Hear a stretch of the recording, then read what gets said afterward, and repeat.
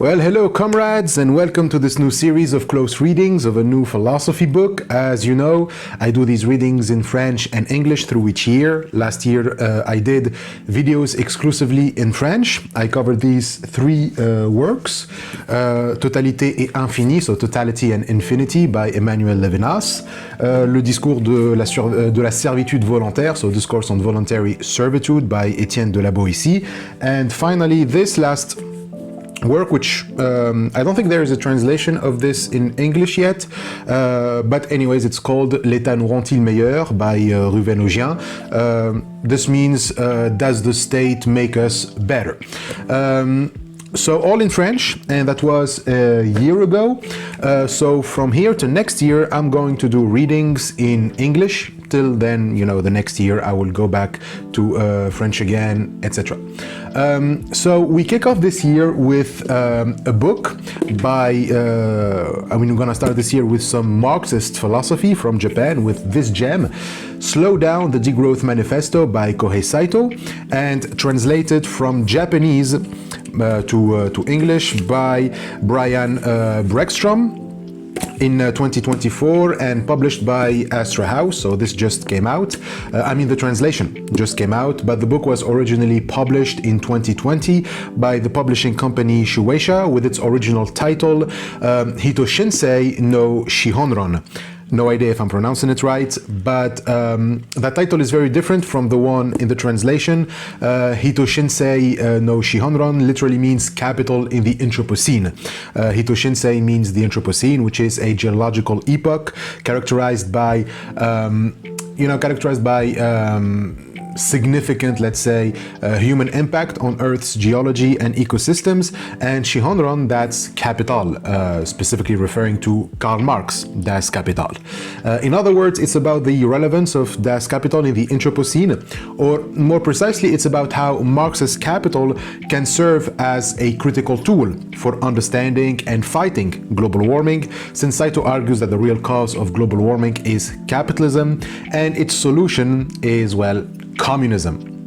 But if this thesis sounds, a little bit cringy or corny to you, if not straight up dangerous and nonsensical, well, please wait and hear me out, because I know communism gets a very bad press today from all sides of the political spectrum, and if all you know about communism comes from high school textbooks or from conservative morons, then probably whenever someone mentions communism, the first picture that comes to your mind is perhaps the Gulag or Stalin or the Soviet Union.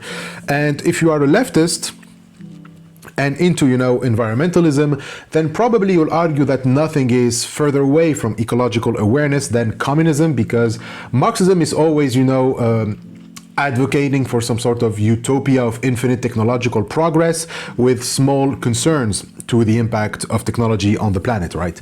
So this idea that Marxism and ecology are antagonistic is so widespread that even brain-rotted conservatives like Peterson would say it.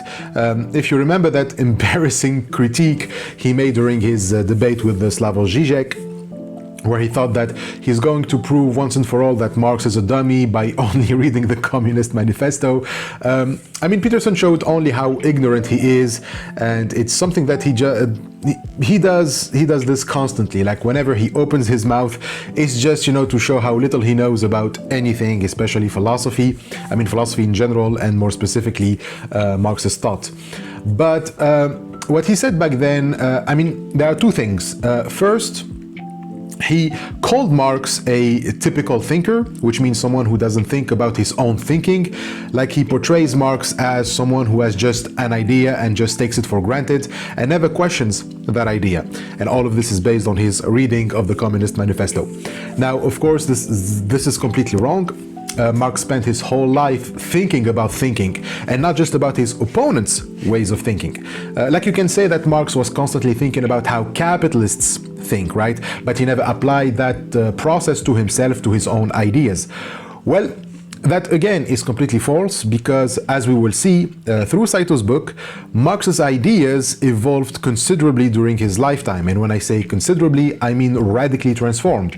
The Marx of Das Kapital is essentially different from the one in the Communist Manifesto, because he kept revising his own ideas.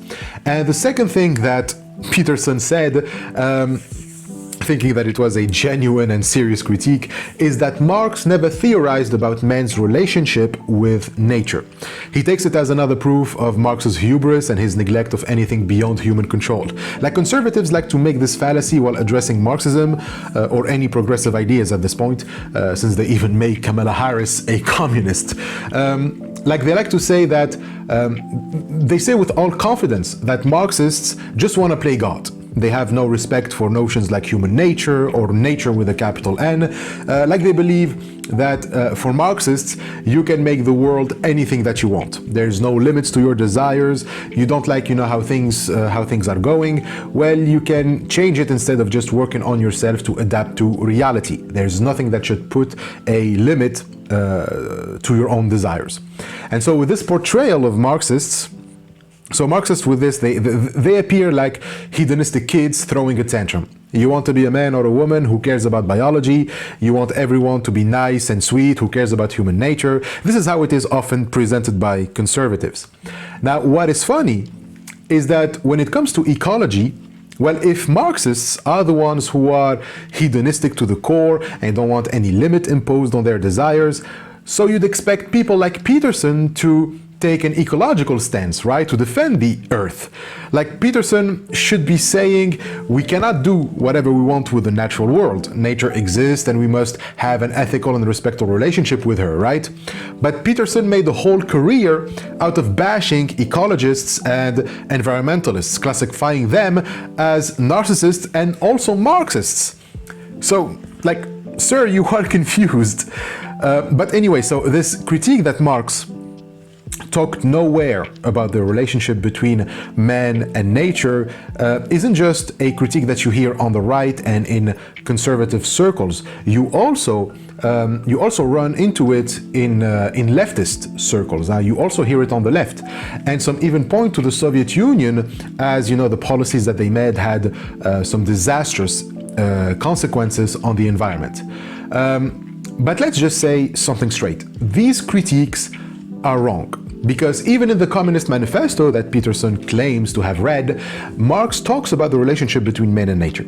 And secondly, while it is true that the Soviet Union isn't the best model in terms of ecological awareness, and we can argue all day long on whether or not the Gulag is representative of the Soviet Union or of communism, it's not. But anyway, so the truth is, Marx was an ecological thinker. And yes, it's true, the Soviet Union and many Marxists neglected or were unaware of, Marx's ecological thought. This is basically, this is based on explicit passages in Marx that cannot be misinterpreted as saying anything else. What Saito argues is that Marx was an ecological thinker, was someone who's critical of our current uses of technology and believed firmly in limits to impose on technological progress, and his ideas are perhaps the most relevant to deal with the climate crisis that we face today. So Saito is going to argue that the kind of communism that is truly faithful to Marx's ideas isn't the one embraced by the Soviet Union and the socialist and communist countries that followed the model of the Soviet Union. It's not a communism that promotes infinite economic growth without any restraints, but a kind of communism that he calls degrowth communism. That's why the book is called Slow Down. It's because you are slowing down economic growth to the point where it gets to degrowth. So we will explain what that is as we go through the book. And no, degrowth doesn't mean poverty. We will also address that fear in due time. But we will also answer the question, why has this side of Marx, this green side of Marx, been so neglected for so long? But that will be the focus of next videos, because there's going to be a video in which I'm going to do the tracing of the green side of Marx and explain his evolution before really jumping into the most important chapters of Slow Down. Now, this book isn't really an academic book or a scholar book doing,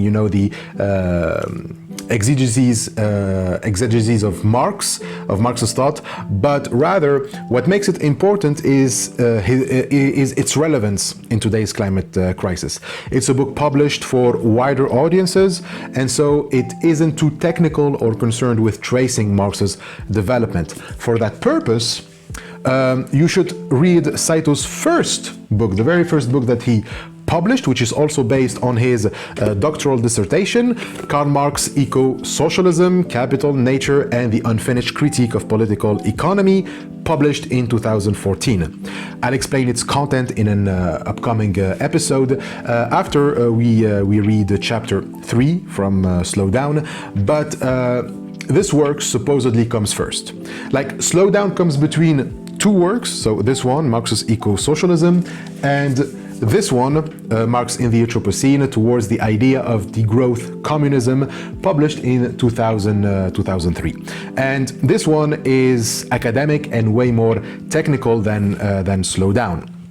So basically, it's a trilogy. That first, Saito explained why Marx has an ecological philosophy inseparable from his political and economic critique.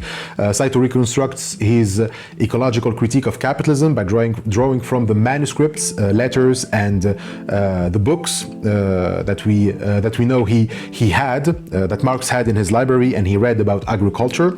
Then you have, the second book, which is about the relevance of that ecological thought in today's climate crisis.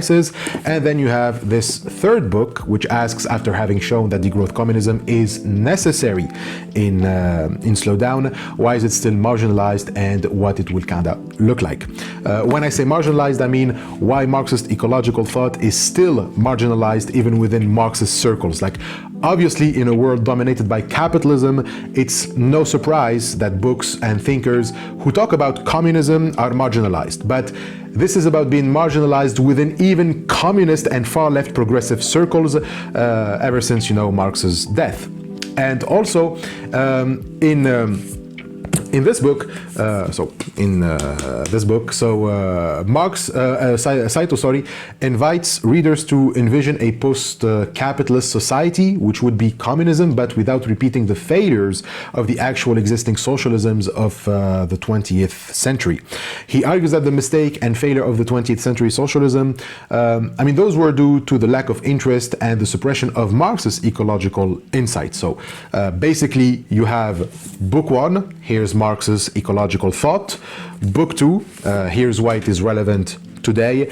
And book 3, here's why no one paid attention to it and what it would look like and how to bring it. So for our purposes here, we are just going to read the second book, since it is the least complicated one. And again, it's for a wider audience, whereas the other two are more for academics. And so I think that this one deserves our attention the most because it is written to a wider audience than it is, the one we should all read. This is precisely why the translator, by the way, Brian, called it a manifesto, because it tells everyone what to do to face the climate crisis, and of course, we are all involved, and as we will see, responsible also for it. Plus, to Saito's surprise, this book turned to be a bestseller. It sold 500,000 copies in Japan, which, if you are a simple academic like Saito, that can be quite bewildering. Saito is just an academic, an associate professor at Tokyo University. You can say he's a Marxologist, which is someone whose domain of expertise is Karl Marx. Saito was born in 1987 on January 31st in Japan, and first studied philosophy at the University of Tokyo for just 3 months before moving to the United States to finish his bachelor's degree at I think it was Wesleyan University. It's in Connecticut from 2005 to 2009. Then he moved to Germany, to Berlin, for his master's degree, first at the Free University of Berlin, and in 2012 he started his PhD at Humboldt University, which he finished and published in 2016 under the title Nature versus Capital. I think in German it's Natur gegen Kapital. I'm not sure of the pronunciation, which later became, Marx's Eco-Socialism. Then in 2017, he went back to Japan, and from then to 2022, he was an associate professor at Osaka Metropolitan University, and then associate professor at the University of Tokyo, the Graduate School of Arts and Sciences, Interdisciplinary Cultural Studies, since April 2022. Between 2018 and 2020, he was awarded the 2018 I think it's the Dutcher Memorial Prize. It's like the most prestigious academic award for Marxian studies, making Saito its youngest recipient. In 2020, the Japan Society for the Promotion of Science awarded him the highly prestigious GSPS prize. It's awarded to the top scholars in the entire country under the age of 45. It was during this time in Osaka University that he published Capital in the Anthropocene, which 4 years later was published under as Slowdown. And it received the Best Asian Books of the Year prize from the Asia Book Awards in 2021. In 2021, I said 2021. Yes, he also edited a book on Engels called Reexamining Engels' Legacy in the 21st Century, and it's a compilation of essays from different scholars to attempt to critically re-examine the merits and limits of Engels' theory in the 21st century. And also, very, very important, this wasn't the first book that he worked on as an editor. He was also a co-editor in the Mega Project, the Marx Engels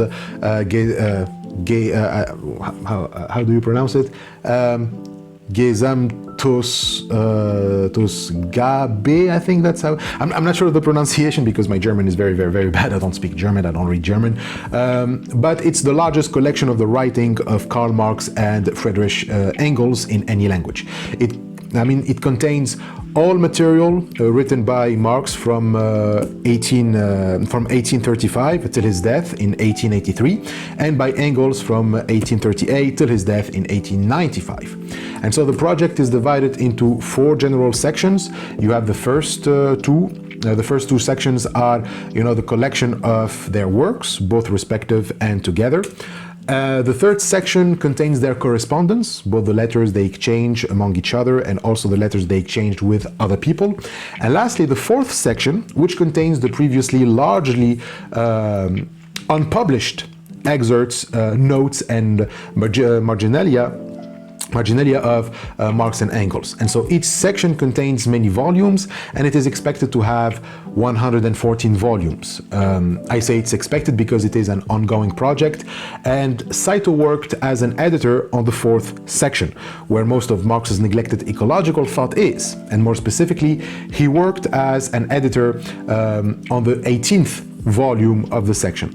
So Saito hopes that with his work on the 4th section of the Mega, he managed to bring to the fore that green side of Marx that was for a long time overshadowed by his political economy and positive views on technology and mastery over nature.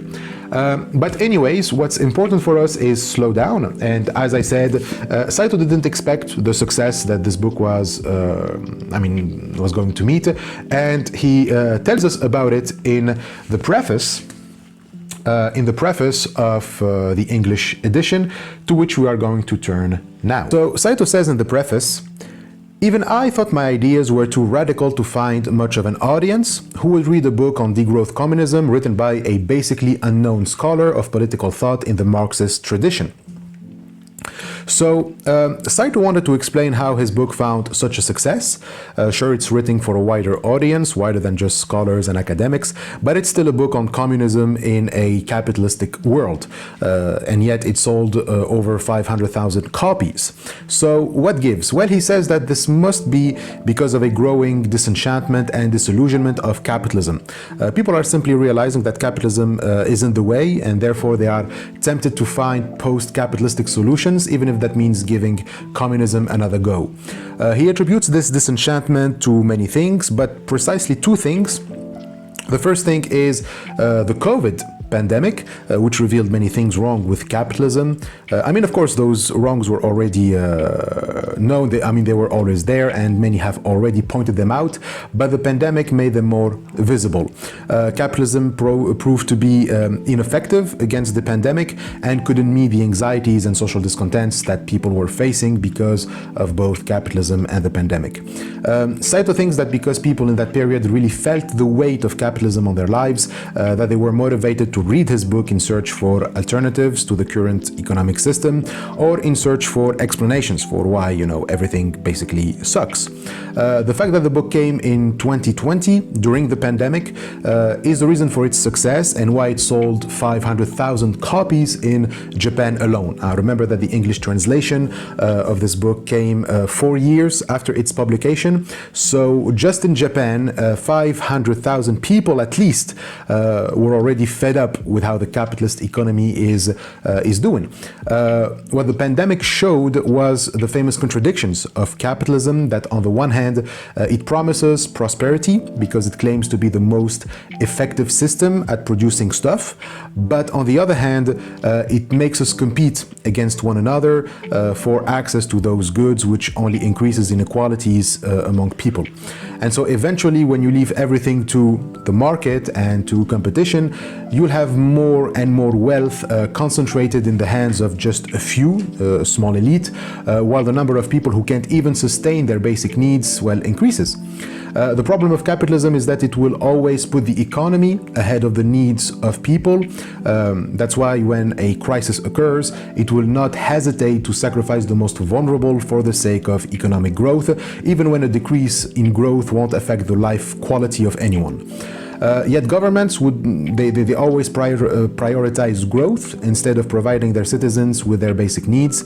This is exactly what happened during the pandemic when it threatened the economy. Governments, to spare private companies' profit losses, governments made budget cuts on public sectors, even sectors that are directly dealing with the disease, like institutions for the control of diseases, like public health centers and infection disease services, or even public medical research, since they are public, they are funded by taxes and they're not privately owned. All of these institutions, they received budget cuts. And so this basically means that the government tells big businesses, big private businesses, I'm not going to tax you so I can fund public health centers during a fucking pandemic so that you can keep making a profit. Like, I'm willing to expose the most vulnerable citizens to a disease that we still don't know much about, so that you don't lose profits. So that's the logic of neoliberalism. It's pretty simple. When there are crises, you need businesses to keep profiting as much as possible, because neoliberals believe that the wealth produced by those businesses will later be invested to create more jobs. Like, it's okay to lay some people off if it allows for the big business to thrive. It's just for a phase, and once the crisis is averted, the wealth the company made will be invested to create more jobs, so that those who were laid off will be back at work again. So it's all good. So this is the logic of neoliberalism. When big businesses face a crisis, the role of the government is to make it possible for them to generate more profit during the crisis, and therefore it allows businesses to go wild with their freedom to do whatever they want with their employees, as long as it can make a profit. And I mean, as you can understand, people just won't roll off and accept this. They know that their situation isn't going to get better once the crisis is over, and also many people cannot afford to just wait for the crisis to pass. What the crisis shows, however, is capitalism's unwillingness to pay attention to people's needs, and its willingness to sacrifice their lives for the sake of the economy. Ask those who are reliant on healthcare to survive, and those who spend hours in lines of unemployed workers, if their life has ever got better with austerity measures. And the second thing the pandemic showed is that our way of life in capitalism is indeed destroying the planet, and therefore our lives. To quote Saito, On the one hand, the pandemic increased economic inequality, which was painfully visible in the form of lines of unemployment workers and single mothers in search of food rations. Neoliberal reforms had cut the budgets of public health centers and infectious disease services, threatening the final collapse of the health care system. It was hard to ignore the fact that the capitalist system just wasn't delivering what society needed. So this is the first thing that we just saw. At the same time, the pandemic showed what a severe ecological burden our daily existence imposed on the planet. We saw how our way of life increased the vulnerability of pretty much all living things to deadly anomalies and worrying precedents. So this is the reality. Capitalism doesn't give a shit about the needs of society, and it fallaciously tries to conflate the needs of society with economic growth. We will see in due time that it's not true, that the needs of society are not dependent on economic growth. So that's the first reason why people got so disenchanted with capitalism. It doesn't respond to society's needs. Thus people turn to alternatives to capitalisms, and Saito's book provided just that, an alternative. And the second reason is that not only capitalism doesn't respond to the needs of society, but it also puts an extreme burden on the planet. The COVID pandemic, by the way, is caused by human activities. Not because the virus was created in a lab for some sort of conspiracy, but simply because, humans got themselves so involved with the natural world that it is obvious that their activities will eventually produce new diseases. By destroying animal habitats, by excessive traveling and commerce, people will force out viral mutations either way, or the creation of new diseases. There are even the threats of allowing viruses trapped in polar ice for thousands of years to break free if ice keeps melting. We don't know much about these diseases or what they can do to us, or if they can even infect us. We don't know what they'll do to the ecosystem, to ecosystems, which will definitely affect us. What is clear is that the pandemic made us realize even more that the way we interact with nature is deeply problematic. We are in what is known as the Anthropocene. This is an important keyword for Saito. It means the geological epoch in which the surface of the planet is entirely covered with the traces of human economic activity. So living in the Anthropocene means living in a time where man, anthropos in Greek, is everywhere. Every single thing in the natural world is somehow affected by or is involved with a human activity. And so this excessive interacting with the natural world is transforming it in ways that we cannot overlook, because it is threatening our existence and also that of other living beings. This again, the pandemic made more visible, to the point where even the wealthiest can no longer ignore this threat. Saito says that even those who are successful and wealthy do not believe in the future prosperity of capitalism and are strongly attracted to new radical ideas. So here he talks about an encounter with a business owner who read his book and showed up at a lecture that Saito was giving at Suzuka City. That's in the my prefecture, about 3 hours west of Tokyo. And he tells us something interesting about the city. It's home to one of the main automobile factory of one of the biggest car manufacturers in the world, Honda. And it's also known for the Suzuka circuit, which is used a circuit used for car racing championships, like the Formula One World Championship, the F1. And as Saito says, the subject of the lecture he was giving made him anxious, because it's not really the city in which you'd imagine someone inviting a scholar to make a lecture about communism. But as he notes, there are many big companies who are rethinking capitalism, because today no one, even the wealthiest billionaires, cannot deny that capitalism is causing, or at least deeply involved in, big issues like climate change. And thus, according to Saito, even capitalists are growing more critical of capitalism and are looking for ways to transition to economies that don't put this much burden on the planet. He notes that Honda had recently retreated from F1 racing to focus on greening the auto industry. So ideas like degrowth are gaining more popularity, or gaining some popularity. However, the fact that even capitalists are critical about capitalism doesn't mean that they are critical about capitalism.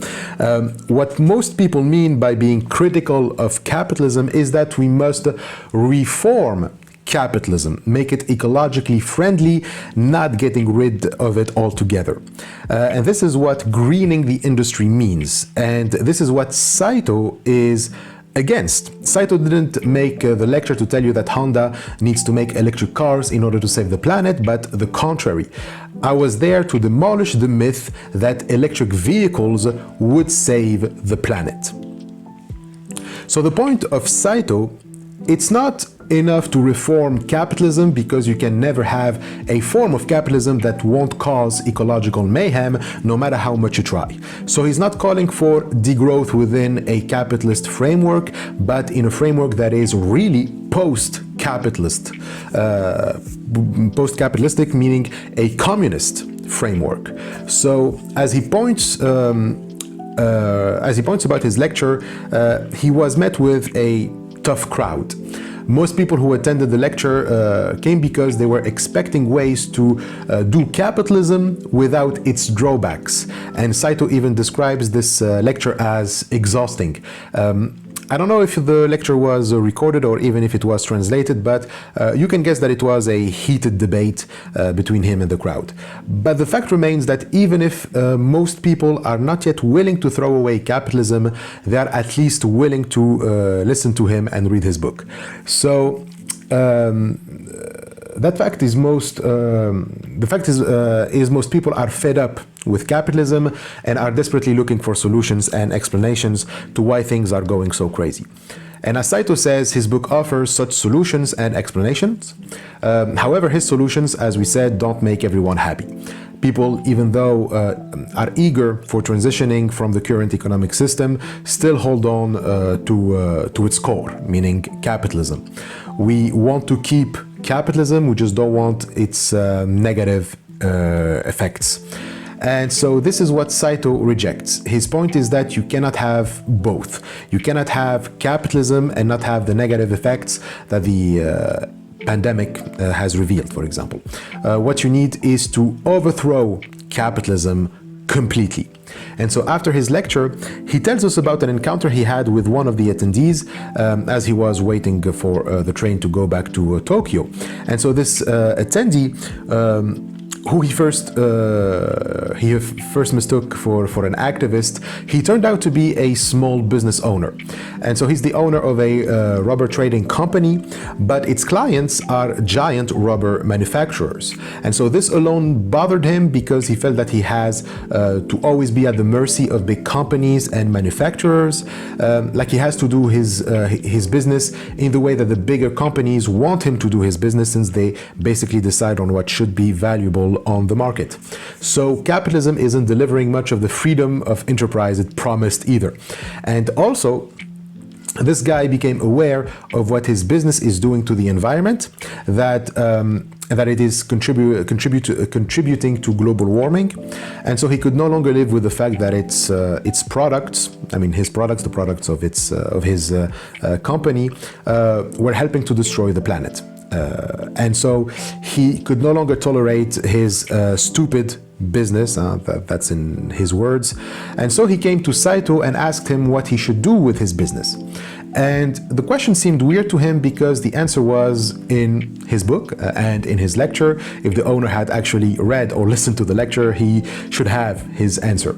And so the answer is to turn his business into a cooperative, into a co-op, meaning that he should sign it to his employees.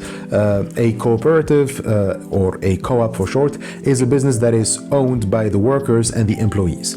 We will explain this. We will explain why co-ops are an actual alternative, like companies as co-ops are incompatible with capitalism, and that's why they are good for Saito. And as Saito says, all companies should be co-ops. That's for him one of the only ways we can move to a steady state economy. But why didn't the business owner see this answer already? Well, it's probably because he didn't want that solution. He wants a solution where he doesn't have to sign up his business to his employees. In other words, he wanted a solution that doesn't involve losing his status as a private owner of a business. He wants a solution that doesn't throw away capitalism. Now, what does it really mean that we don't want to throw away capitalism? Well, it's simple. It means that we don't want to give up on economic growth. We want to keep seeing the GDP growing. We want to see the GDP growing and going up, but without destroying the planet. So what we want are SDGs. Sustainable development goals. Sustainable development goals. We want the economy to keep developing, meaning raising, but in a sustainable way, a way that doesn't involve the destruction of the environment, so a way that sustains a harmonious relationship between economic growth and nature. This is another way of talking about greening industries. Making an industry green means you keep the industry, you keep its capitalist framework, you keep its main goal as generating profits, but not at the cost or expense of the environment. For Saito, however, this is all bullshit. SDGs are just wishful thinking. For him, it's either growth or the environment, either capitalism or a sustainable relationship with nature. You cannot have both. You cannot have both, and that's it. That end of the discussion. We will explain why, of course, in due time. For now, let's just say that SDGs don't work. Yet despite that, they keep getting pushed and welcomed by everyone all over the world. They are extremely popular, and everyone sees in them salvation for humanity. They're constantly championed and promoted by companies, politicians, NGOs, the UN, etc. And so this whole book is actually an attack on SDGs, to highlight their inefficiency in dealing with the climate crisis, and also their hypocrisy. As I said, the point of SDGs is to make it possible to keep the economic growth, to keep the economy growing exponentially without any limits, but without costing the environment. The priority with the COVID pandemic, for example, is still the economy. And as such, SDGs tend to, with the SDGs, the priority with the SDGs is still the economy. And as such, the SDGs, they tend to overlook the social factors that are related to global warming and simply focus on either bullshit simplistic solutions, like Saito writes. Despite the extreme popularity of the concept, general interest in ecology, gender equality, and human rights remain quite superficial, such that extremely ineffective actions like eating broccoli stalks to reduce food waste, and finishing every drink to reduce the use of PET bottles were being propagated in the media as sustainable actions. So as we will see, a general and genuine interest in ecology isn't proposing SDGs, but also it's also tackling issues like gender equality, human rights, and many other social issues, because these are intrinsically tied to global warming, and we will address those relations between these social issues and global warming in due time. So what he says is that SDGs will neglect those social issues. They offer solutions that usually deflect from systemic issues or offer minimal impact relative to the scale of environmental crisis. They won't consider gender inequality as a sustainable action, for example, but instead they will say that eating broccoli stalks or buying eco-friendly basic products that are always expensive, of course, using toll bags instead of plastic bags, recycling everything, etc. You know, those kind of solutions that we all know. They reek of hypocrisy, of course. And Now, to be clear, SDGs don't just focus on normal people. They also provide solutions for big businesses. They also talk about technological innovations and sustainable energy sources to power our dishwashers and phone chargers. They talk about solar or wind power, electric cars, and all of that stuff. But the problem is that none of these solutions address the systematic issues underlying climate change, nor the nature of the capitalist economy responsible for global warming. And as I said, many people are suspecting that.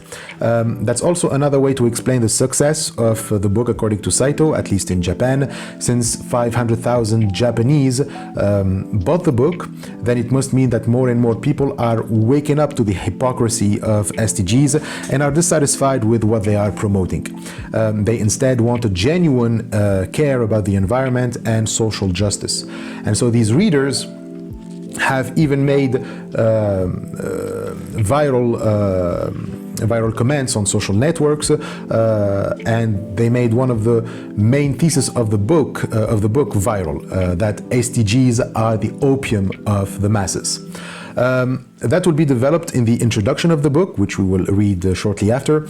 But for now, let's just say that basically it means SDGs have become sacred and no one dares to criticize them.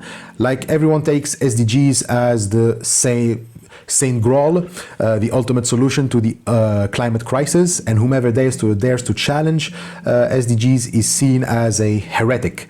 That's probably why at the lecture Saito was met with a tough crowd. It's like going to evangelicals to criticize their religion, right?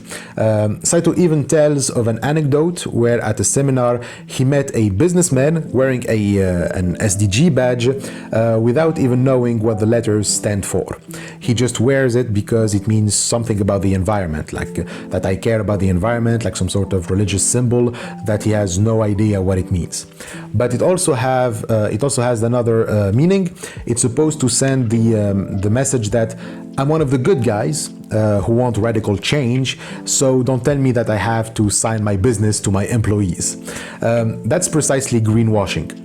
You have something, a business or a lifestyle, that it is bad for the environment and therefore for other human beings, not just the fish, plants and birds, and so you try to make it appear as if it's not a threat to the climate or to other humans or any other life form. You try to make it green to the eyes of other people so that no one forces you to criticize your own lifestyle. As Saito writes about greenwashing, it is popular precisely because it assures us that we do not have to change our current way of life, even though this way of life is based on the exploitation of other social groups and the destruction of natural environments in other regions. In this sense, an optimistic belief in green technologies and green growth may be nothing more than a ploy to buy time for capitalism. Now, as we said, capitalism is precisely on the idea that there is no limit to economic growth. So it requires an emphasis on growth and that there is no limit to it. So we have two features, and this can get confusing. Some people can think that the problem isn't capitalism, it's the emphasis on growth, but or the other way around. Some people can think that the problem in capitalism isn't the emphasis on growth, but rather the no limit feature. Thus, the solution would be to put a limit to growth instead of throwing away the whole concept of economic growth.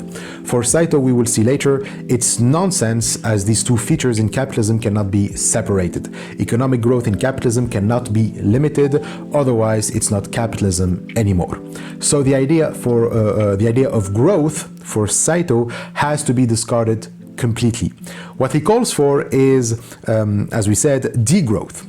And he's not the only one proposing this concept. There's a whole movement, an entire group of intellectuals talking about degrowth. In the preface, Saito mentions two popular books on the subject. One is Less is More, How Degrowth Will Save the World by Jason Hickel. And the other is Prosperity Without Growth, Foundations for the Economy of Tomorrow by Tim Jackson. Now, Haeckel is a British and is what the anthropologist and economist who wrote his book in 2020, the same year as Saito's book's first publication. In it, he calls for a post-capitalist economy based on degrowth. The core crisis of capitalism is its structural dependence on endless growth, which inevitably leads to ecological collapse, inequality, and human alienation. Capitalist economies are structurally required to grow typically 2 to 3% GDP annually to remain stable. But growth entails increasing energy and resource extraction, rising CO2 emissions and waste, accelerated deforestation, overfishing, biodiversity loss. And so these will always exist in a capitalist framework, no matter how much you try to reform it. And so Haeckel calls this growthism, the pursuit of growth for its own sake or for the sake of capital accumulation rather than to meet concrete human needs and social objectives. Thus for him, green growth is a myth and will always remain a myth. So he is clear about this. There cannot be degrowth in capitalism since endless growth is an essential feature of capitalism. But he doesn't say, like Saito, that the solution is degrowth communism. He says that he doesn't know what the post-capitalistic economic system will look like. He says that it will still be familiar to our current system in the sense that it's an economy where people produce and sell useful goods and services, where people make rational, informed decisions about what to buy, where people get compensated fairly for their labor. There would still be money in circulation and innovation in this economy, but at the same time it will be deeply and radically different from what we are familiar with, because this economy will be based on well-being and care rather than growth. The point of the economy will not be the GDP, but the needs and welfare of people. And so this will be an economy that satisfies human needs while minimizing waste. It circulates money to those who need it, where innovation makes better, longer-lasting products, reduces ecological pressure, frees up labor time, and improves human welfare, etc. And most importantly, an economy that responds to the wealth of the ecology, of the health of the ecology, on which it depends. So it is centered on human well-being and ecological stability, democratic and decentralized, with universal public services and commons, shorter working hours and job guarantees, etc. But contrary to Saito, he doesn't name this communism or socialism. Rather, he uses the terms like post-capitalist economy, which is an umbrella term that he uses most often, or sometimes he uses the well-being economy. Still, I recommend the book, especially the part where he talks about money, the banking system, and debt. This new economy, for example, like I said, there is still money in it, but it's going to be a different kind of money, one that is not at all based on loans and debts. Because yes, according to Haeckel, more than 90% of the money that is currently circulating in our economy is created by loan. In other words, almost every single dollar that passes through our hands represents someone's debt. And the other book by Jackson, a British economist and professor of sustainable development, also suggests that we move towards a system that is not based on growth. He calls it post-growth macroeconomics, and he published it in 2009 and then again in 2017, revised and expanded. And while Saito says he's indebted to both books for their critique of growth and capitalism, neither one goes all the way and says that communism is the solution. Haeckel just says post-capitalist economy, but the post-growth macroeconomics of Jackson don't call for the abolition of capitalism either. It's one of those economies who who believe that you can have prosperity without growth, but without necessarily throwing away capitalism. What Jackson rejects is consumer capitalism or casino capitalism, a capitalism that is based on debt. If growth is achieved through consumption, as people buy more and more products, they are compelled to get loans in order to keep consuming. And so this again is the problem pointed out by Haeckel. But Jackson only aims at that kind of capitalism. Well, to be precise, he goes through many definitions and kinds of capitalism, and it's true that it seems to say that none of the existing models of capitalism are good, but he's not against the idea of finding in the future a form of capitalism compatible with degrowth. He even says at the end of chapter 11, in the section at the end of capitalism, question mark, that we can name this, we can name his post-growth macroeconomics post-growth capitalism. So it's although he's critical of most reforms of capitalism so far, but he is still calling for one in which the state plays a role in planning the economy, but not like the Soviet Union, where an authoritarian bureaucracy decides on everything from above. Instead, the state's role is to put a brake on growth. It's like it has an emergency brake when it sees that capitalism is leading to inequalities and to people getting cheated out of their access to welfare, food, shelter, etc. According to Saito, that emergency brake was shown during the pandemic, when the state limited economic activities and intervened in the market to provide for the most vulnerable people. This again is a feature of an economy that is oriented towards not growth, but the well-being of people. And so the pandemic proved that what Jackson is talking about isn't a fantasy, that we actually have the means to pull an emergency brake on capitalism and the market. And what's more important is that this break allowed a lot of people to have a time to reflect on the legitimacy of neoliberal capitalism with its endless cycle of overproduction and overconsumption. The break forced us to slow down our consumeristic way of life. We didn't feel pressure to keep buying stuff that no one needed just for the sake of fattening the GDP. So many things started to appear as they really are in our way of life. Things that we never noticed because we were way too busy all the time buying shit. Now, we see the complete irrationality of the way we've been living as people started sharing more and more their experiences during the lockdown, where we saw the burden we put on the planet, where marginalized groups found the time to be heard since no one is rushing to their jobs or to buy the newest iPhone or whatever. In short, the emergency brake exists, and we could have pulled it a long time ago. But the point of Jackson's book is that this emergency brake scares people because it involves the state intervening in the economy. And as he argues, there are no economies in the world where the state doesn't intervene. All economies are mixed economies. You'll never find a purely capitalist economy. As he says, capitalism is pretty malleable and has many forms.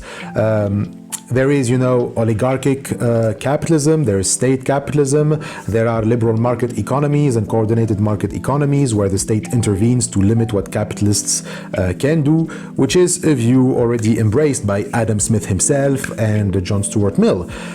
He says, for example, that some private ownership is combined with some state ownership or state guidance of the economy.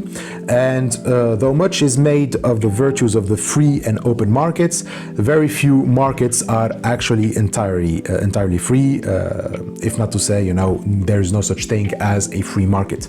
So, as he says, involving the state, giving this emergency leveler to pull when capitalism starts going berserk, it isn't synonymous with communism, and more particularly with Soviet-style communism. He says that people are always afraid that whenever someone says the state is now going to intervene to put some limits on your wealth or on what to produce and consume, we're then, on our way to serfdom, right? Like we're on the road to serfdom, but people who are afraid of the communist boogeyman just don't know much about communism. Still, it's a book that Saito will come back to a few times in Slow Down, because although it's not explicitly calling for the abolition of capitalism altogether, just consumer capitalism, it's not calling for communism, and wants to distinguish its post-growth economy from communism, it still offers sharp criticism of SDGs, and especially the concept of decoupling. We will explain what is decoupling, which we will explain in next videos. So we'll come back to it. Anyways, what Jackson shows is that green capitalism, as leaving it to the market to solve the climate crisis, for example, is also a myth, and it is shamelessly failing. That's his relevance here, but it stays ambivalent. As Saito says, proponents of degrowth are often ambivalent about the need to transcend capitalism. I am not ambivalent. In my opinion, degrowth must clarify its critical position against capitalism. This is why my book calls for degrowth communism.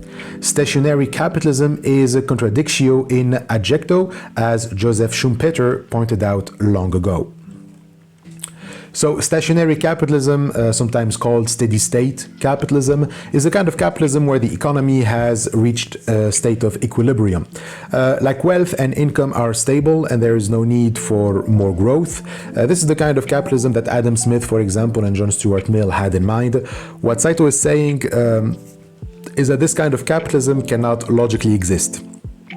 It's a contradictio in adjecto, meaning in Latin a contradiction in terms or in the adjectives.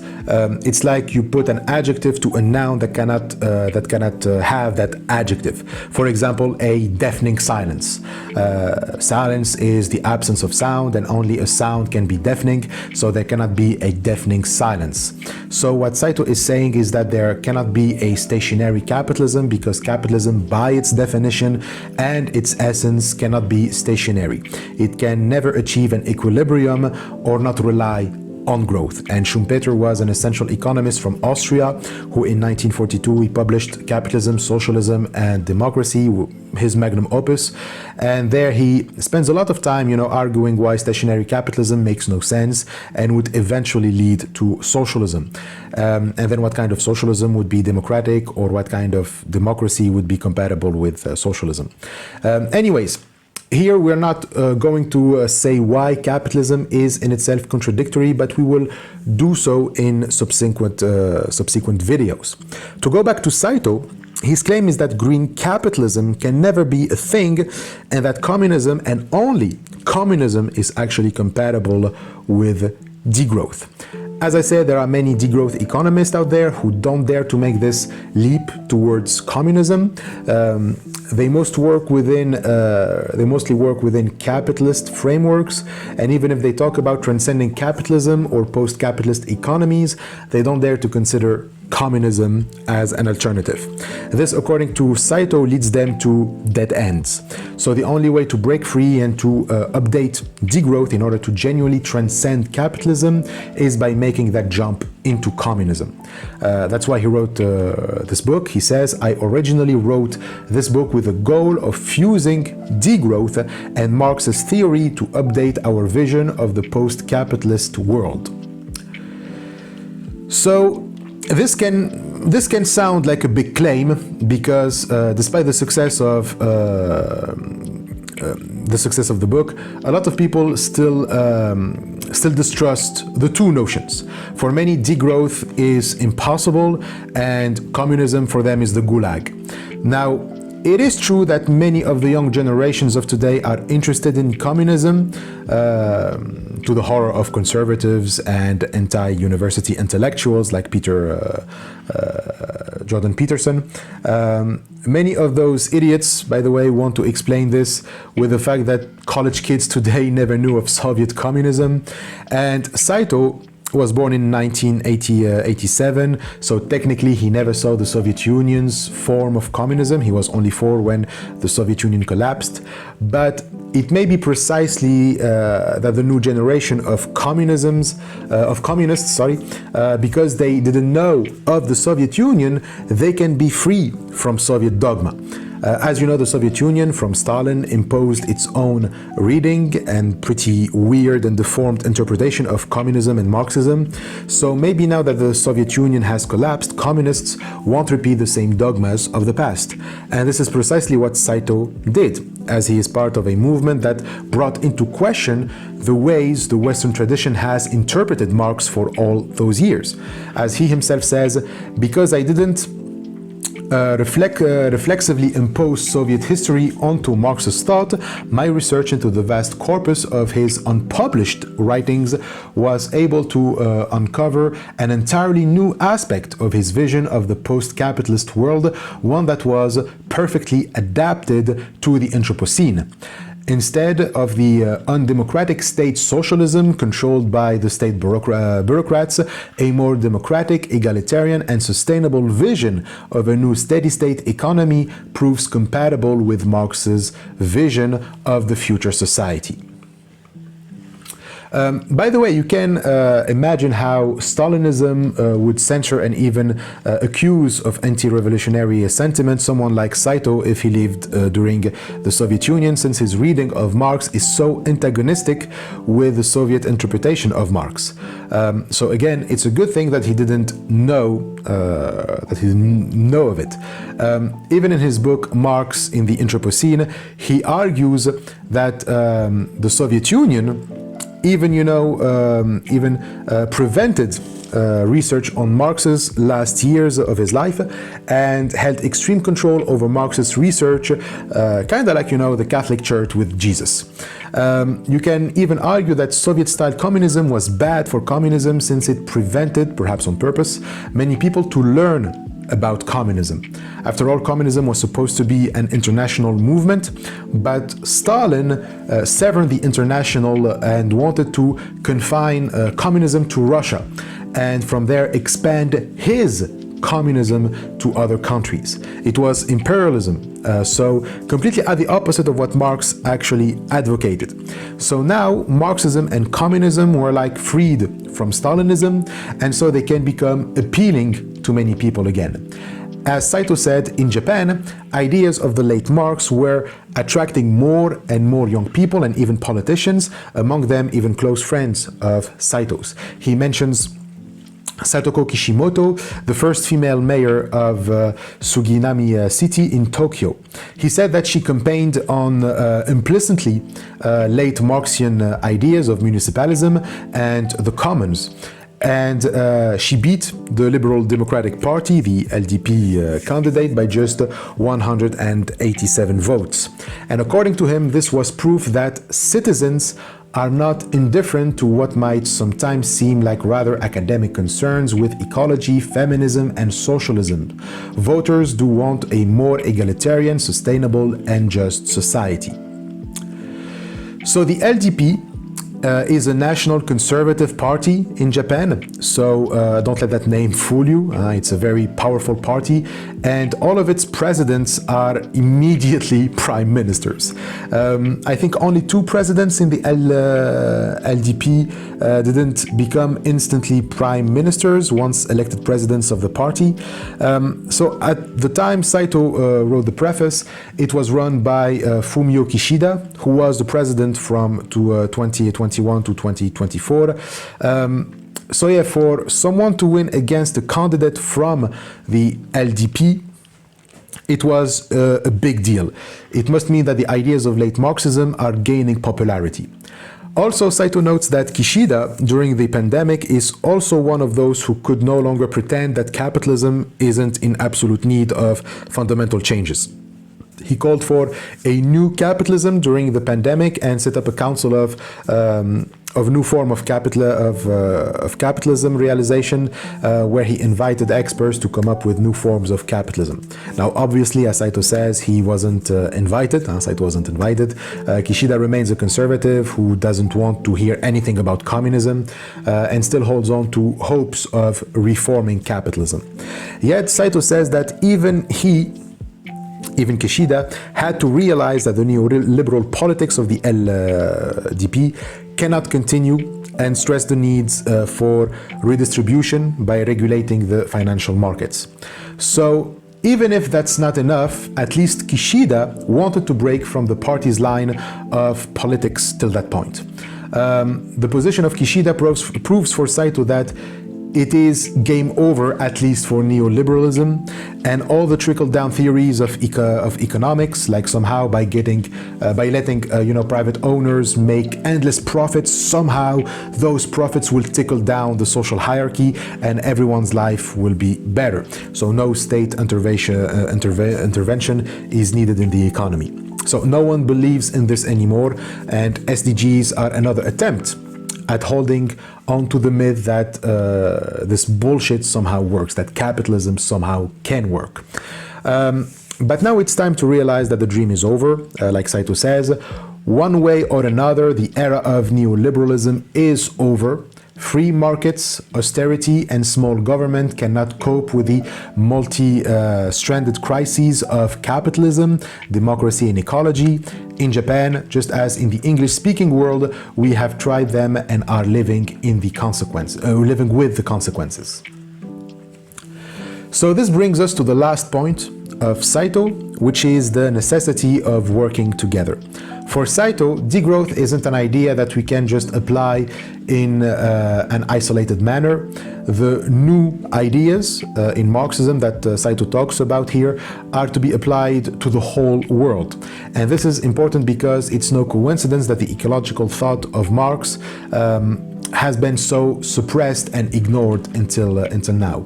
It's because of the West dominated by the Soviet Union's interpretation of Marx on the one hand, and its excessive attachment to technological progress.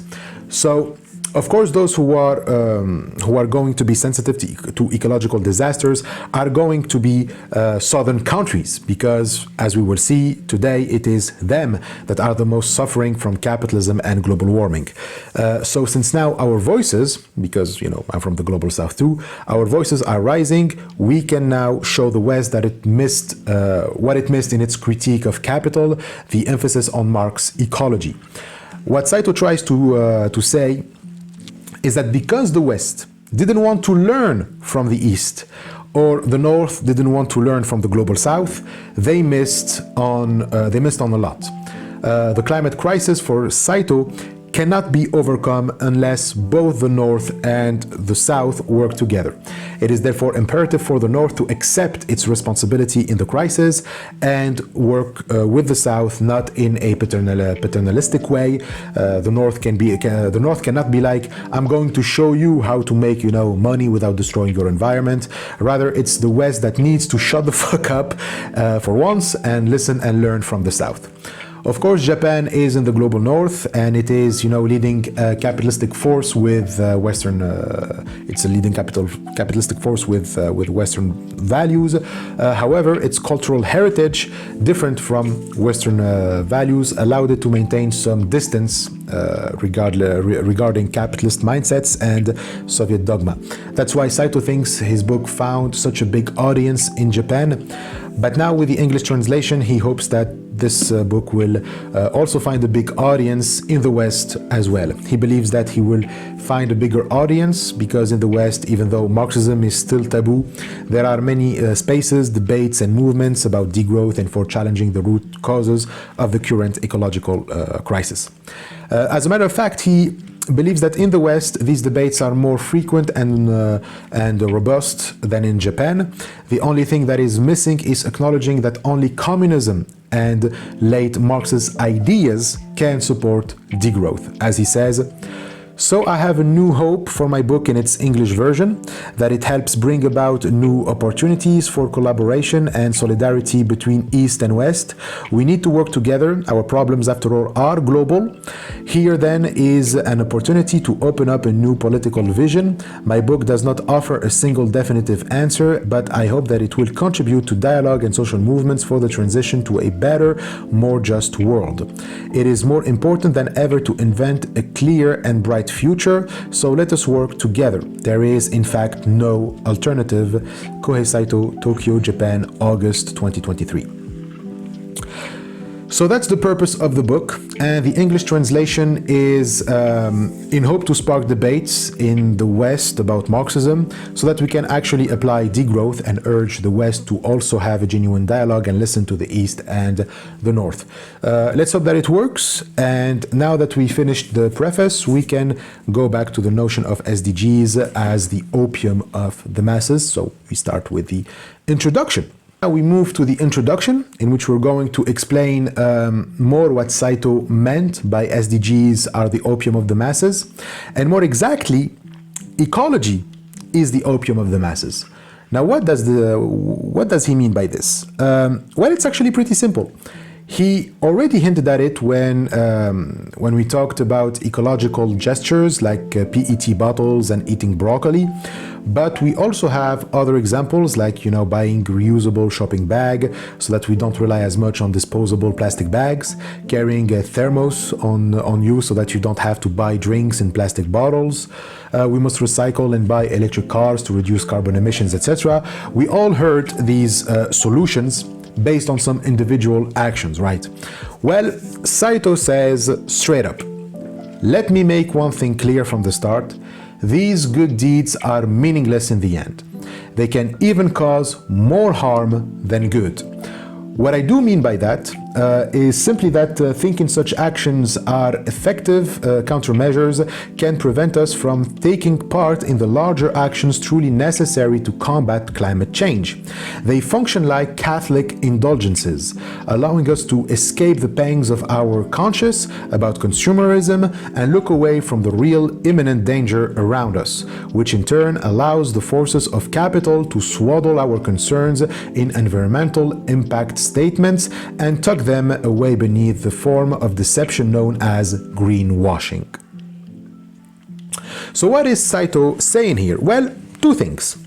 These good deeds of buying electric cars and carrying a thermos on you all the time are, one, inefficient, and two, they cause more harm than good. The point of ecological measures is to combat climate change, right? That should be their goal. But if the measures we must know of are useless in front of climate change, and also they actually make global warming worse, meaning that they end up, contributing more to it, well, we're kind of fucked up then.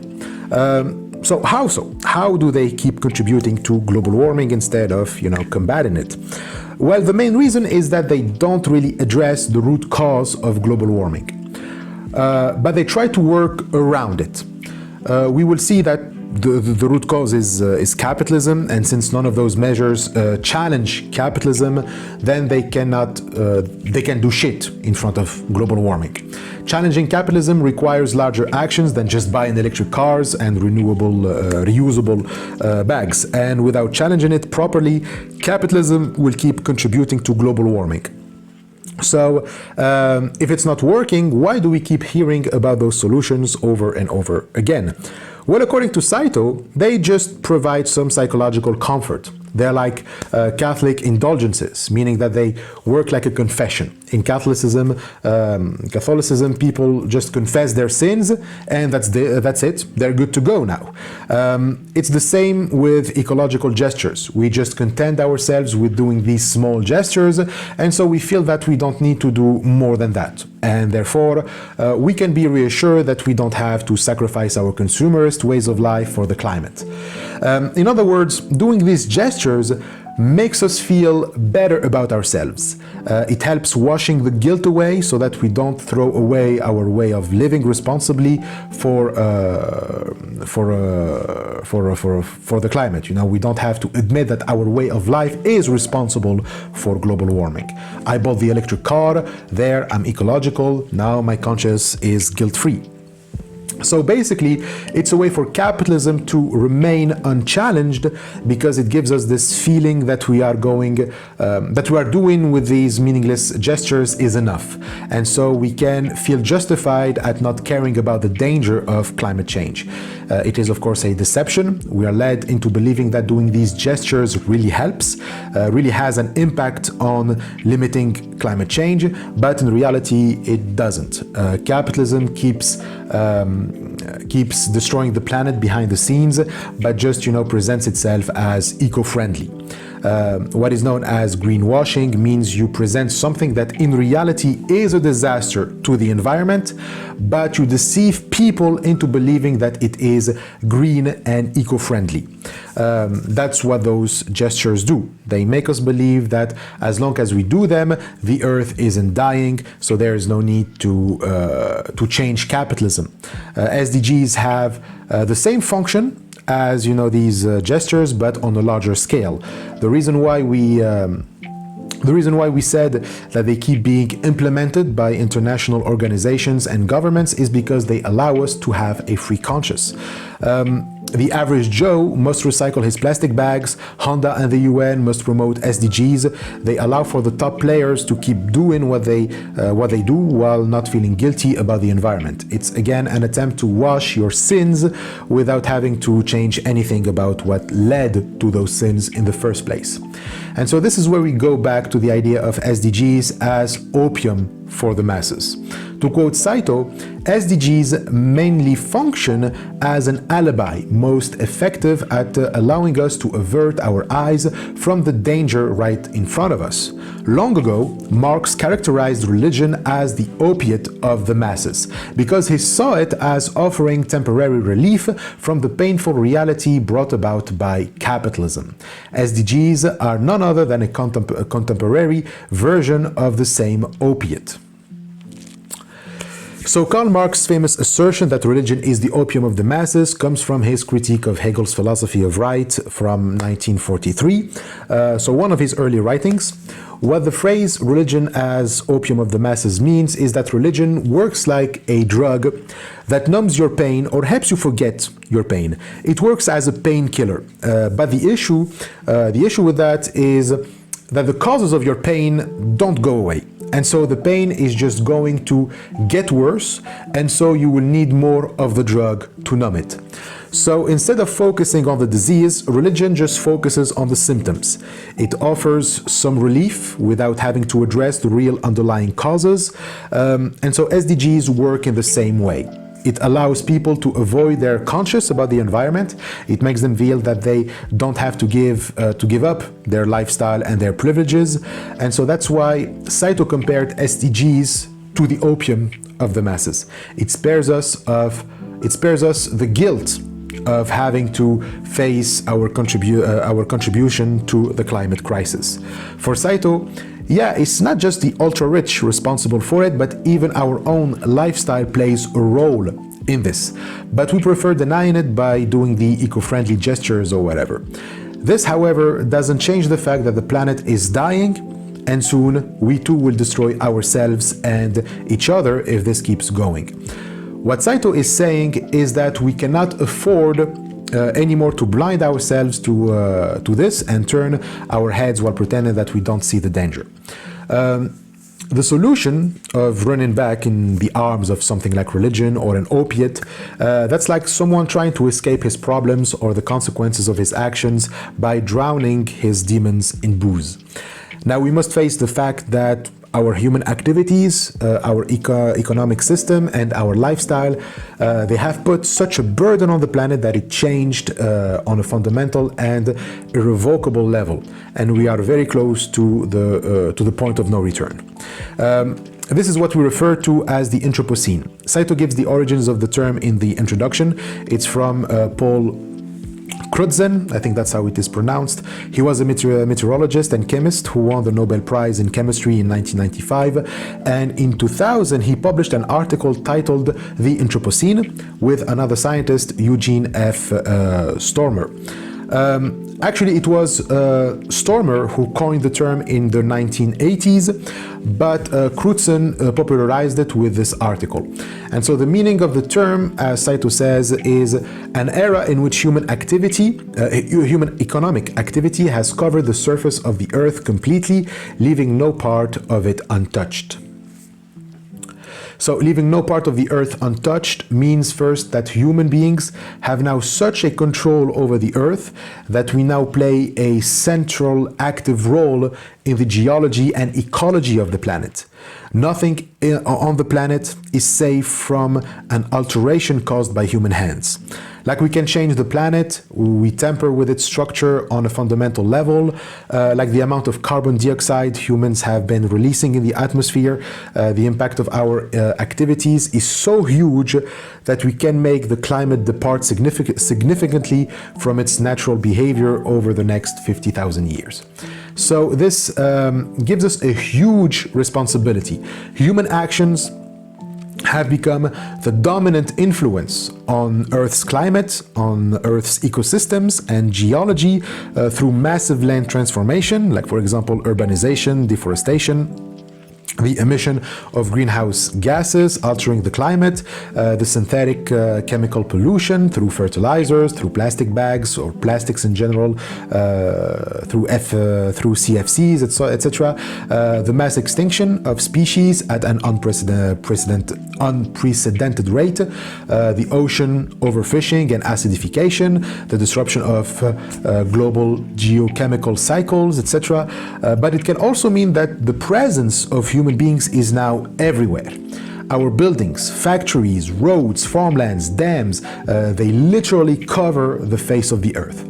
And in places where we don't go, we still manage to affect those zones somehow. For example, even the deep seas are filled with microplastic. If we are not everywhere, we can still make sure that our man-made materials are there.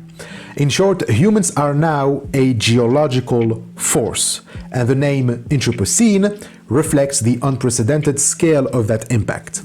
So it is both scientifically and symbolically fitting to acknowledge this by naming the new epoch genealogically produced by human beings. Anthropos from Greek means humans, and kainos means new. So the Anthropocene means the new era of humans as an era in the history of the Earth geology.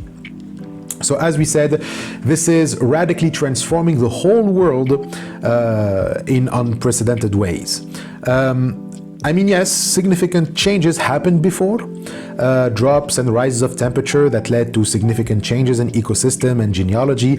They aren't new in the history of the Earth. As a matter of fact, the era before the Anthropocene is an era that came after radical changes in the atmosphere. That era is the Holocene, which is technically and still is officially the current geological epoch. Officially, the era in which we are living is called the Holocene, which began approximately 11,700 years ago.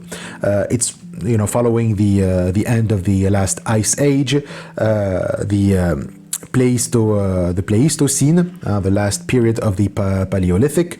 So, a brief summary of the Earth history. It is divided into what we call eons. We have 4 eons: the Hadean, the Archean, the Proterozoic, and the Phanerozoic. So an eon is the largest geochronologic time unit, ranging from several hundred million years to 2 billion years. The Hadean eon lasted about 500 million years, from 4.5 billion to 4 billion years ago.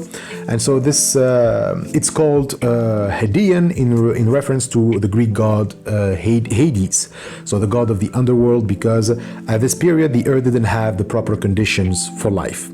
And then came the Archean period, which lasted 1.5 billion years, so from 4 billion years to 2.5 billion years ago. And this is called Archean because of the word arche, meaning origins. This is when the Earth developed oceans and temperatures cooled down, allowing for the first life form to emerge in the form of bacteria or just single-celled life. And also this is when photosynthesis emerged. Then we have the Proterozoic eon, the longest so far, which lasted about 2 billion years. So from 2.5 billion to 500 million years ago. Proterozoic means earlier life form from proteros in Greek, which means earlier, and zoe, which means life. In the proterozoic eon, we see the development of sexual reproduction and the emergence of multi-celled life, like for example fungi. But this life looks nothing like what we know of as life or living organisms. And so it's in the next eon that life became abundant and visible. The Phanerozoic eon, it's the eon that we are currently living in, from the Greek phaneros, which means visible or abundant. And so this eon started 500 million years ago with the Cambrian Revolution, which saw an explosion of life forms because the amount of oxygen in the ocean increased. And so these eons are each divided into smaller eras. The Phanerozoic one, which is the one that interests us here, is divided into the Paleozoic, the Mesozoic, that's when you have the famous Jurassic period, and the Cenozoic era, which is dominated by mammals, insects, birds, and flowers. And then those eras are themselves divided into epochs. So we are in the Cenozoic era, which started 66 million years ago, and it is divided into 7 epochs. You have the Paleocene, the Eocene, the Oligocene, the Miocene, the Pliocene, the Pleistocene, and finally the Holocene. I'm not sure of the pronunciation because I'm more familiar with them in French, so sorry if I'm pronouncing them wrong. So anyways, human beings, they appeared in the Pleistocene, so 2 million years ago, and this geological period of the Earth is marked by big climate changes, like the ice ages occurred back then, and human lived through periods of glaciation. I was going to say glacification, no, but So during that period, humans used tools that were mostly made out of stone, so we call this period of human history the Stone Ages, or the Paleolithic period, which also ended with the Pleistocene, as temperatures increased and the Earth became warmer, thereby entering the Holocene, or the Holocene. The Holocene, 11,700 years ago. Now, the Holocene marked the beginning of a relatively warm and stable climate period, which has allowed human civilization to flourish. And among its characteristics, a stable climate, temperatures and sea levels stabilized, marking agriculture and permanent settlement, making settlements possible. So it encompasses the rise of farming, cities, writing also appeared during this period, states, and all of the recorded human history. And in geological terms, the Holocene is marked by the retreat of glaciers and the spread of forests and grasslands. So in essence, we can say that in the Holocene, the Earth is primarily shaped by nature. And so this went on for about 11,500 years. Now notice that here we have 2 histories that seemingly aren't related to each other. There's Earth history and there's human history. You can say that so far they're related in the sense that it is Earth geological chronology that determines human history and not the other way around. But we get in the Anthropocene. Here now, the Earth is shaped increasingly by human activity. Now, Earth history and human history are intertwined. So Crutzen and Stormer, they argue that the scale and scope of human influence on Earth's systems, they have brought the Holocene to an end. According to them, this started about 250 years ago, in the latter part of the 18th century. It's the time of the Industrial Revolution, around 1795, the year James Watt improved the steam engine, which is a symbolic moment that marked, the rise of industrial fossil fuel use. And so Crutzen and Stormer, they chose the late 18th century as the beginning of the Anthropocene because the rapid industrialization and the large-scale fossil fuel burning began transforming economies, societies, and ecosystems at a global scale, but especially it's because the atmospheric concentration of greenhouse gases, especially carbon dioxide and methane, they began to rise significantly. Now, why is that a problem? Well, greenhouse gases have a function.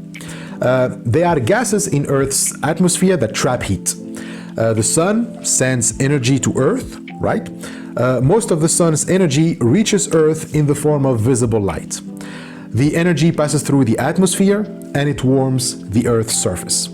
But the Earth radiates that heat back, meaning that it doesn't keep all of this energy. It sends this energy back into space as infrared, that's how it's pronounced, infrared radiation, which means heat. And so the greenhouse gases, they absorb some of the outgoing infrared radiation and re-radiate it in all direction, including back towards the Earth. So this keeps the planet warmer than it would be otherwise. And so without greenhouse gases, the Earth would be too cold for life as we know it. So we need greenhouse gases because they keep Earth warm enough to have life on it. It maintains the Earth in a livable temperature for living creatures, including us, human beings. But if there are too many greenhouse gases, then there would be too much heat trapped in those gases, which leads the Earth to overheat, and that causes global warming and climate change. That's exactly what is happening now. Human activities are basically increasing the amount of these greenhouse gases, especially carbon dioxide, from burning fossil fuel like oil and coal.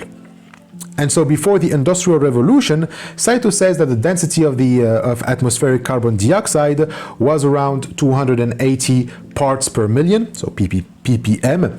ppm is a way of measuring very small concentration of something in a mixture. And so here it means that if you have a mixture of molecules, for every million molecules, you have a certain amount of a specific other molecules. Like for every million of air molecules, 280 of those molecules are carbon dioxide. So this is before the Industrial Revolution. In other words, carbon dioxide makes 0.028% of the atmosphere. So carbon dioxide made up a very tiny portion of the air, but it still had a big impact on Earth's temperature because CO2 is a powerful greenhouse gas.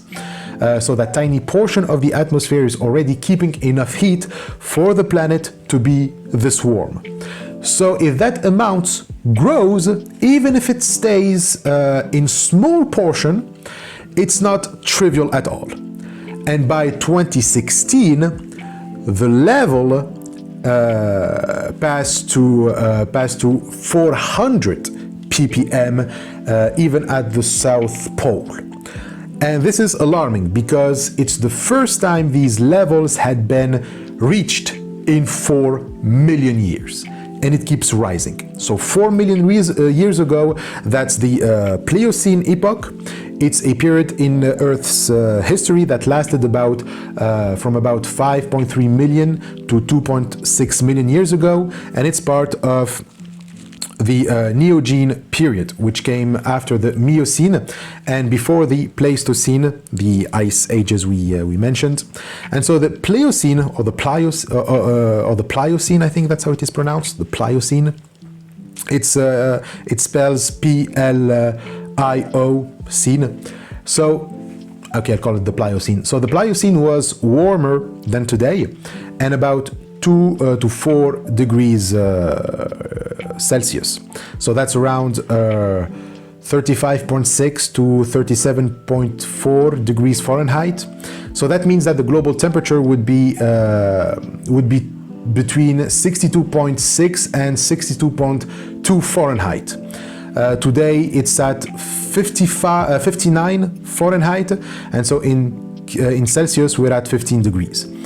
It may not seem too much of a difference, but that's enough to completely melt the ice shelves of Antarctica and Greenland. Back then, ocean levels were at minimum 19 feet higher than today's, and they could even reach 32 to 65 feet higher. So that's enough to wipe out most life forms as we know it today. And needless to say, human beings cannot survive in those conditions.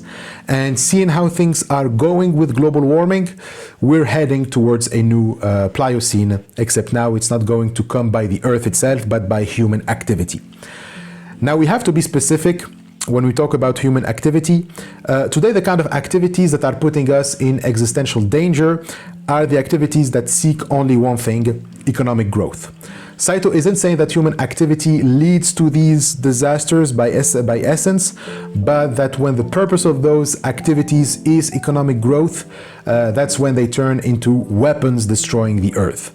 And why? Well, because there's a myth that it is only through economic growth that we can have a richer lifestyle. While that is true, it also depends on what you mean by richer. And who gets to actually enjoy such lifestyles. It seems that it is only a tiny minority who can enjoy it, because it turns out that the cost of that lifestyle is, well, the planet, which is what allows for that lifestyle to be possible in the first place.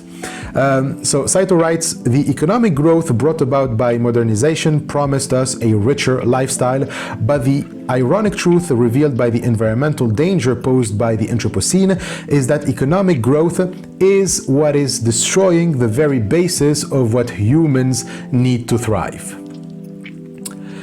So economic growth, which pushes us towards exploiting the natural resources without, limits, and increases the greenhouse gases in the name of a richer lifestyle, it destroys the conditions for that very lifestyle.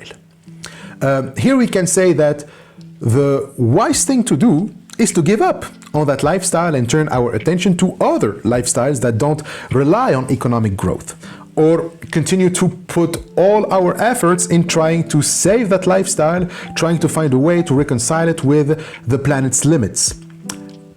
Problem is, we have chosen the second option, which for Saito, that second option is, again, wishful thinking. I mean, sure, as Saito says, the ultra-rich living in the developed world may be able to maintain their heedlessly luxurious lifestyle even as climate change continues its rapid advance.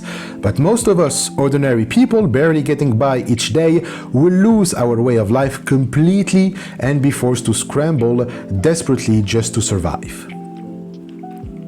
So as a matter of fact, the reality of the ultra-rich's lifestyle is that it relies on everyone else sacrificing their well-being and chances at a decent lifestyle.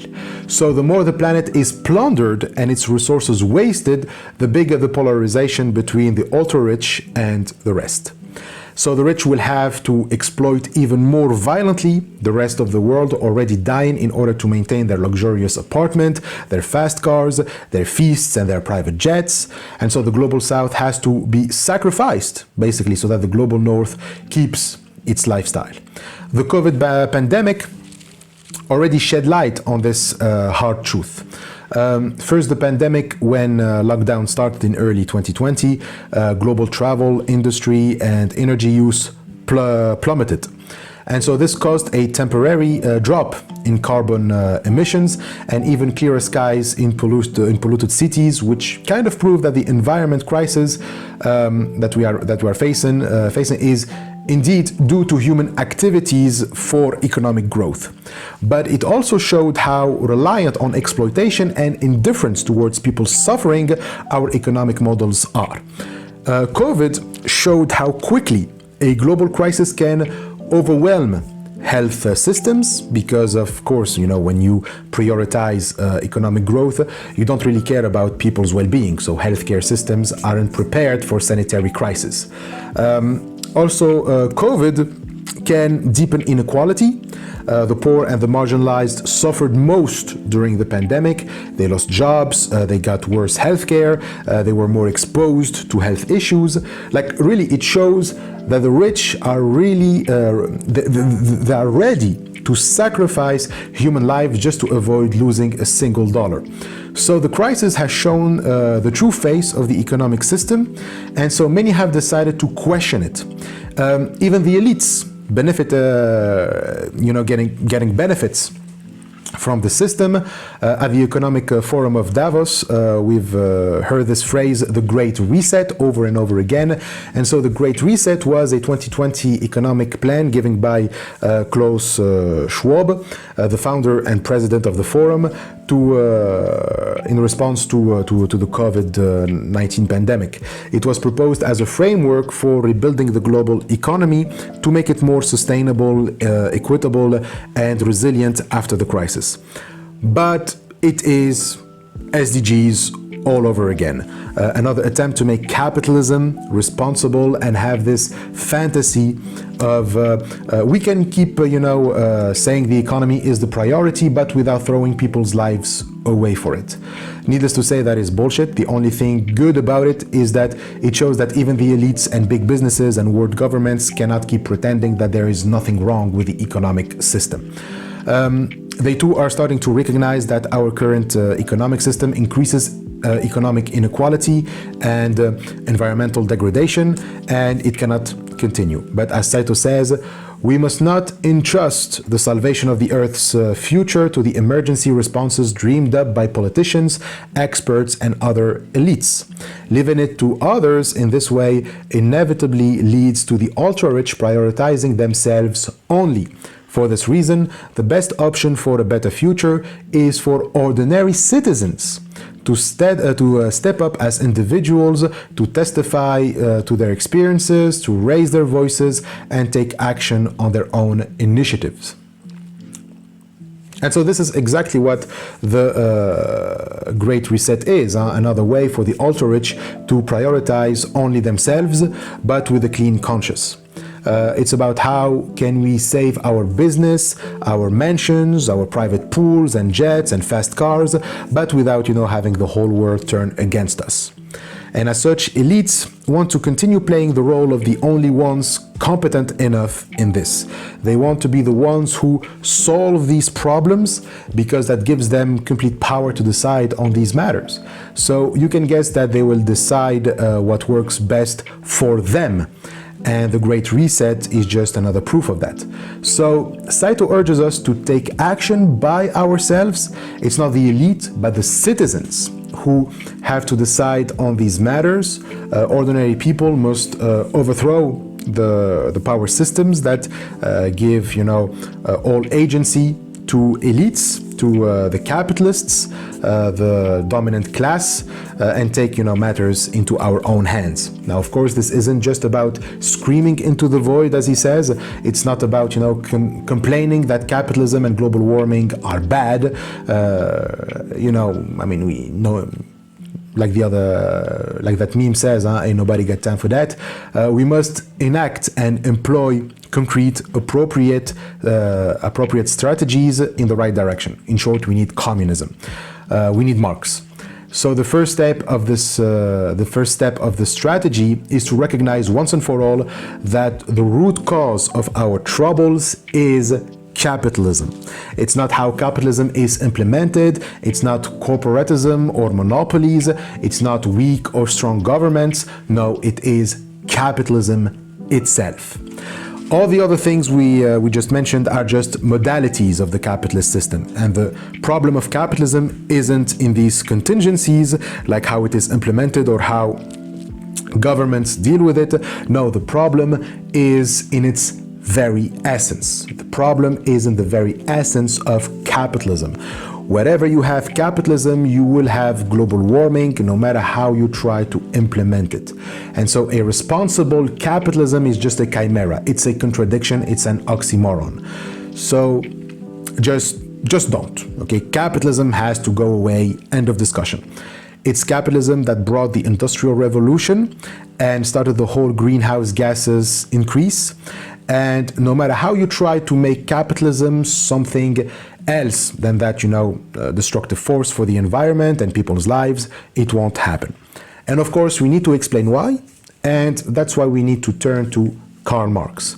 No one has better exposed the inherent contradictions in the capitalist system as Marx. So once we understand his critique, we'll see that capitalism is not a viable option, that it never was a viable option and never will be. As Saito says, this book proposes to analyze the entanglements of nature, society, and capital as they exist in the Anthropocene, while making occasional references to Marx's Capital along the way. By no means do I wish to rehash Marxism as it presently exists. Rather, I intend to excavate and build upon a completely new, previously unexplored facet of Marx's thought that has been lying dormant for the past 150 years. This is my hope that slowdown will help to unleash the imaginative power necessary for us to create a better society in the age of the climate crisis. So that's it for the introduction. We'll stop here for today.